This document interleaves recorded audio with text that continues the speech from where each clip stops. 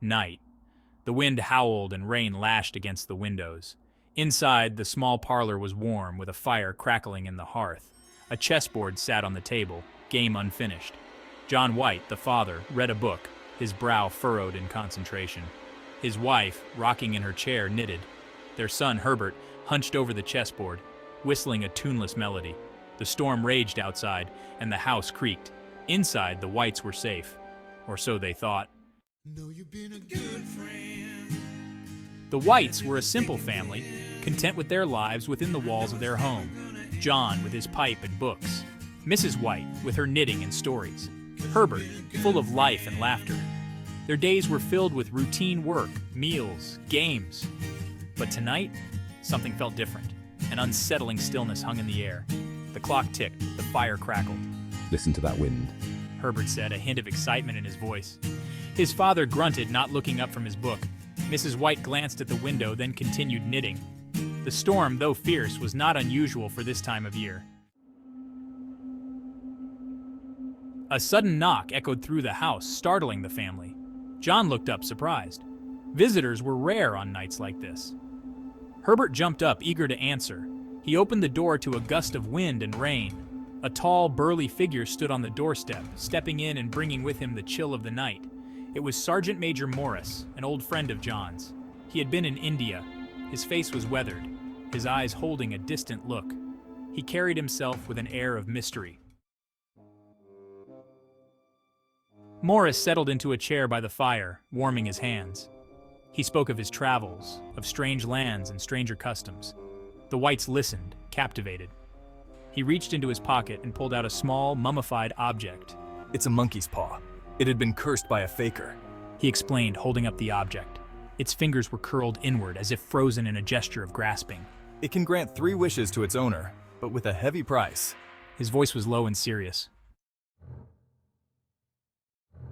John White chuckled, skeptical. Mrs. White, however, leaned closer, eyes wide with fascination. Herbert, ever the adventurer, was captivated. He peppered Morris with questions. Morris hesitated. He told them of the first owner, of his wishes, and of the terrible consequences. He spoke of the power of fate and the danger of tempting it. His words hung in the air, heavy with unspoken truths. He urged John not to take the paw. It was too dangerous, he insisted. John, intrigued but unconvinced, dismissed it as superstition. He took the paw from Morris, turning it over in his hands. Well, said Herbert, breaking the silence. What are you going to wish for, Father? John shrugged, still examining the paw. I don't know, son, he replied. I don't really believe in any of this. Morris cleared his throat. Be careful what you wish for, he warned. It's not a joke. John laughed, but the sound was hollow. He closed his eyes and made his first wish, a simple wish, for a small sum of money. Silence descended upon the room, heavy and expectant. The only sound was the crackling of the fire. John opened his eyes, a look of disbelief on his face.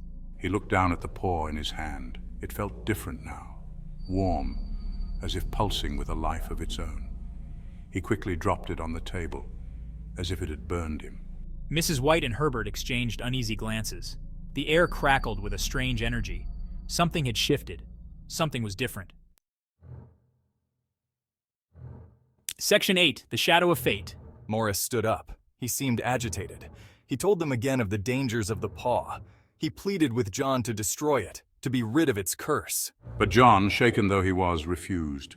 He couldn't bring himself to destroy it, not yet. He needed time to process, to understand. Morris left soon after, his warnings echoing in the now silent room. The storm had subsided, but an unnatural stillness remained. Section 9, Awaiting the Consequences. John, still pale, stared into the fire. The paw lay on the table, a silent menace. Mrs. White tried to resume her knitting, but her hands trembled. Herbert tried to lighten the mood. He joked about the paw, about his father's wish, but his laughter was forced, uneasy. The clock chimed midnight. The sound was sharp, piercing the silence. John shivered. He couldn't shake the feeling that something terrible was about to happen.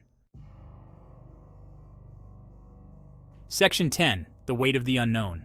They retired for the night, but sleep was a long time coming. The events of the evening replayed in their minds.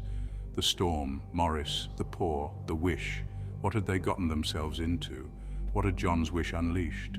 The questions hung in the air, unanswered, ominous.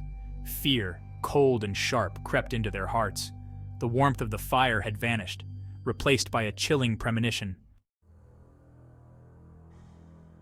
Section 11. An ominous silence.